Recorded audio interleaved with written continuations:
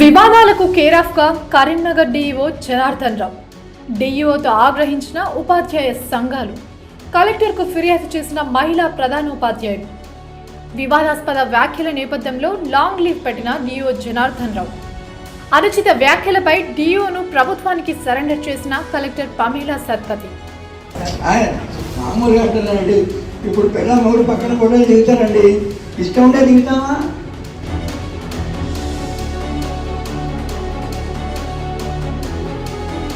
రెండు సంవత్సరాలు ఉన్నాయి నాకు, ఒక సంవత్సరం మీదడమే జీవితం కష్టమవుతుంది.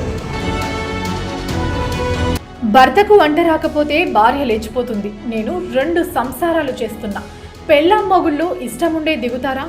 ఫోటో దిగడానికి వచ్చిన సెక్టోరియల్ ఆఫీసర్తోనూ అనుచిత వ్యాఖ్యలు. మండిపడుతున్న ఉపాధ్యాయ సంఘాలు.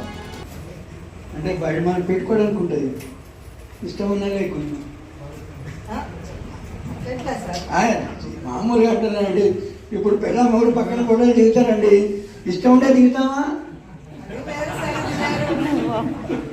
అంటే మిమ్మల్ని నేను అట్లా పోల్చట్లేదు, మీరు నాకు చెల్లెలతో సమానం, నేను అట్లా పోల్చట్లేదు. కానీ ఫోటోలు దిగడం అనేది ఒక అంతే, అది అంతే.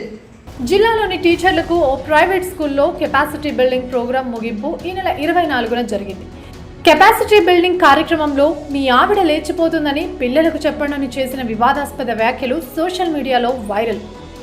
రాజన్న సిరిసిల్ల జిల్లాలో జరిగిన మరో మీటింగ్లో తనతో ఫోటో దిగడానికి వచ్చిన మహిళా ఆఫీసర్తో పెళ్ళాం మొగుళ్ళు పక్కపక్కన ఫోటోలు దిగుతారండి, ఇష్టం ఉండే దిగుదామా అంటూ అనుచిత వ్యాఖ్యలు. మామూలుగా అంటున్నానండి. ఇప్పుడు పిల్ల మూడు పక్కన ఫోటోలు దిగుతారండి, ఇష్టం ఉంటే దిగుతామా?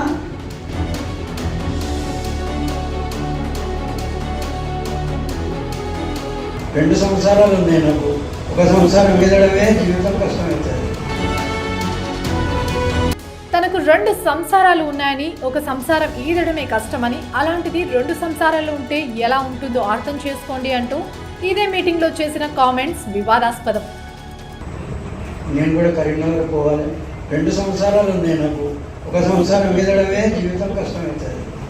కానీ 2 సంవత్సరాలు ఈదాలంటే ఎంత కష్టమో అంటే మళ్ళీ 2 సంవత్సరాలు చేసుకుని అనుభవించిన వాళ్ళకే తెలుస్తుంది. స్కూల్లో విజిట్కు వెళ్లిన సందర్భంలోనూ విద్యార్థులతో పుష్ప మూవీలోని ఫీలింగ్స్ లాంటి అడల్ట్స్ డైలాగ్ను వాడుతున్నారని ఆరోపణలు కూడా ఉన్నాయి.